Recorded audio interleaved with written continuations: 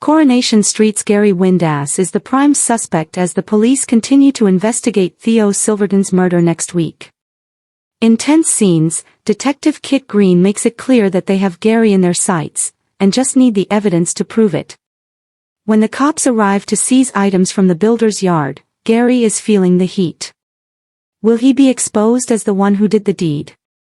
Gary has the motive, the means, and most definitely the temper to have snuffed out Theo, warns our Corrie insider. He's given Lisa and Kit his alibi for that fateful night, but in their eyes it doesn't stack up. The two coppers smell a rat and decide that it's time to strike. By the time Theo was found dead at the precinct, he was the most hated man in Weatherfield. His treatment of Todd Grimshaw and incendiary behavior to those around him made for a long list of potential suspects. Next week, Lisa Swain even wonders if the daggers she and Kit receive from Todd in the Rovers are because he's guilty. However, it's Gary's behavior which has put him at the top of the list. The police are already trying to retrieve deleted CCTV from Gary's computer at the builder's yard from that night, but they expand their investigation, sending officers to search the yard. While they take away potential evidence, including scaffolding pipes, Gary can only try to keep his cool as he waits to see what will happen next. However, it looks like there could be good news for Gary when Kit tells Lisa that the tech team are unable to retrieve the CCTV footage. The pair feel they are back to square one in trying to nab Theo's killer, but Kit is determined that he's on the right track. Kit sees Gary and Maria on the street and makes it clear that Gary is still his number one suspect, reveals our insider. Might Gary give himself away under the pressure? Or is Kit wasting time barking up the wrong tree while Theo's murderer continues to walk free? The rain over Weatherfield had been relentless for days, turning the familiar cobbles of Coronation Street into a slick, glistening maze of reflections and shadows. It felt like the weather itself was mourning something unspeakable, something the residents were still struggling to put into words. Theo Silverton was dead. And now, in the wake of the tragedy, everything was shifting. Not just grief. Not just shock. Suspicion. 1. The street after Theo. In the days following Theo's death, the mood on the street had changed in a way no one could ignore. Conversations stopped when certain names were mentioned. Doors closed a little too quickly. Eyes lingered a little too long. At the center of it all was the question no one wanted to say out loud. Who killed Theo? The police had not confirmed much. Only that it was suspicious. Only that they were treating it as a potential murder. That alone was enough to set the whole street on edge. Inside the Rovers' return, conversations were hushed. Even the usual gossip felt heavier now, as though every word carried consequences. But it was the latest development that truly sent shockwaves through Weatherfield. Gary Windass was now a suspect. 2. Gary Windass under the spotlight. Gary Windass had never been a stranger to trouble. Over the years, his name had been linked to fights, secrets, debts, and dangerous decisions made under pressure. But murder? That was different. That was something else entirely. When the police first arrived at his flat, it was early morning. The sky was still gray, the street still half asleep. Maria Connor stood frozen in the doorway as officers asked Gary to come with them for questioning. He didn't resist.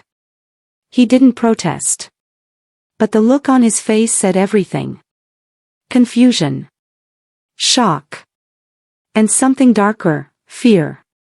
Inside the interrogation room, the questions came fast. Where were you on the night Theo Silverton died? Did you know him personally? Did you have any reason to want him dead? Gary rubbed his hands together, trying to steady himself.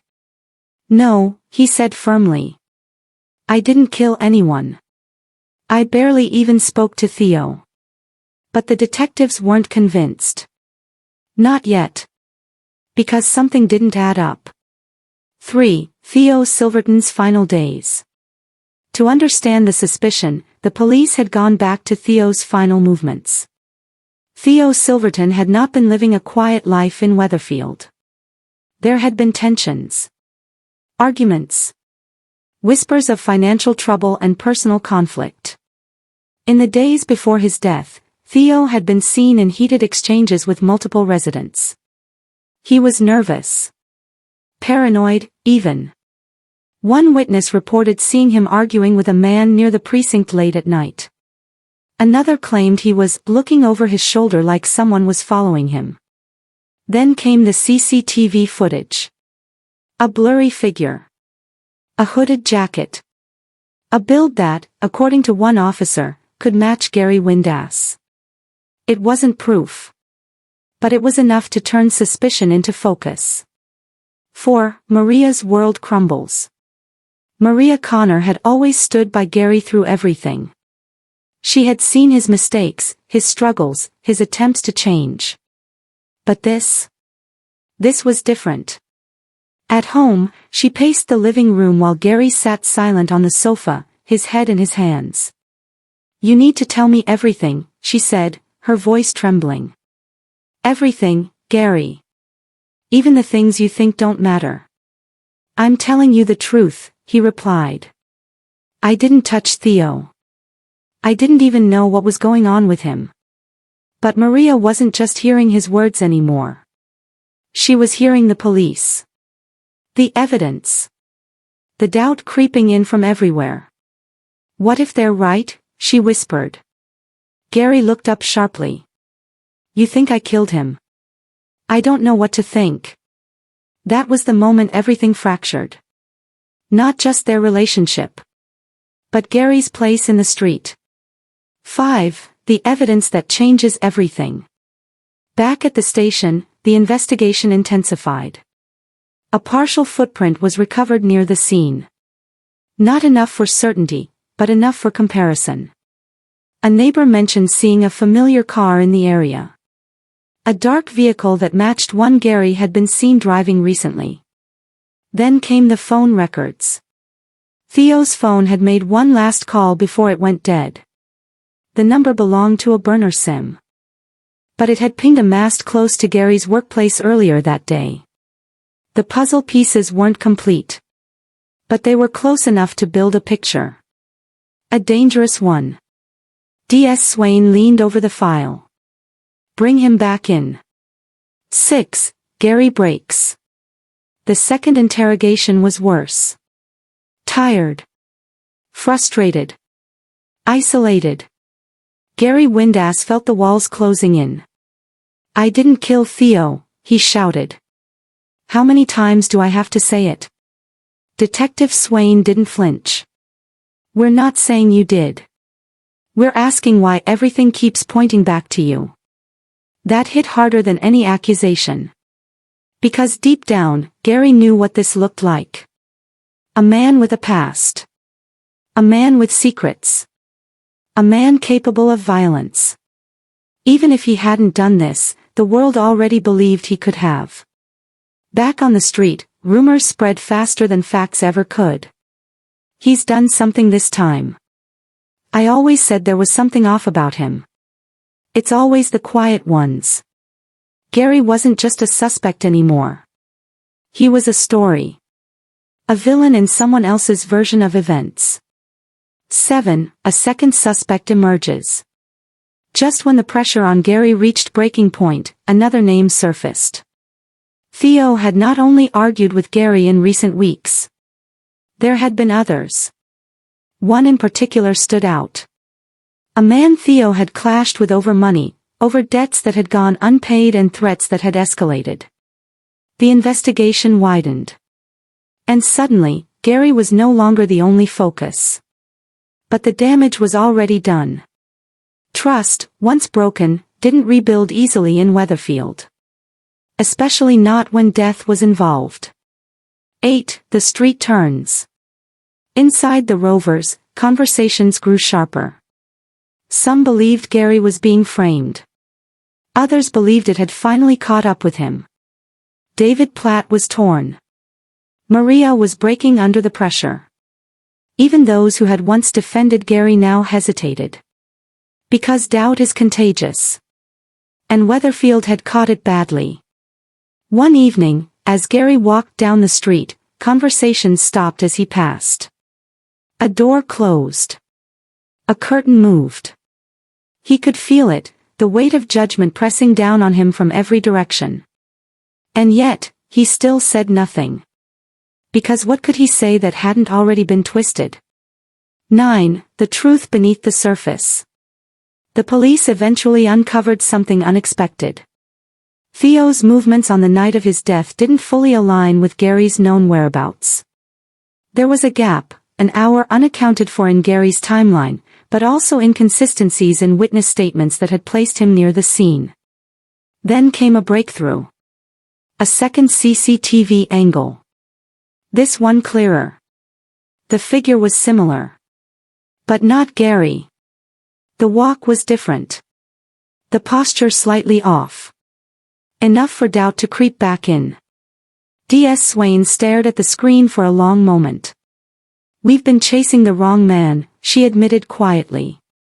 But that didn't mean Gary was free of consequences. Because suspicion, once planted, didn't disappear overnight. 10. Fallout. Gary was released without charge, for now. But freedom didn't feel like freedom. It felt like being watched. Maria struggled to look at him the same way. Even when she believed him, something had shifted. "You understand why they thought it was you," she said softly one night. Gary nodded. "I understand," he replied. "Doesn't mean it doesn't hurt." The street remained divided. Some apologized. Some avoided him. Some still weren't convinced. And Gary Windass, once again, found himself in the familiar position of fighting not just the truth, but the perception of it. 11. Theo's death revisited. As the investigation continued, new details about Theo Silverton's final hours began to emerge. Arguments that had been hidden. Debt collectors he had been avoiding. A confrontation that had turned violent, but not with Gary Windass. A different name began to surface more consistently. A man with motive. A man with opportunity. A man who had been overlooked while everyone focused on Gary. The narrative shifted again. But the damage to Gary's life remained. 12. Aftermath on Coronation Street. Life on the cobbles slowly returned to its usual rhythm, but something had changed permanently.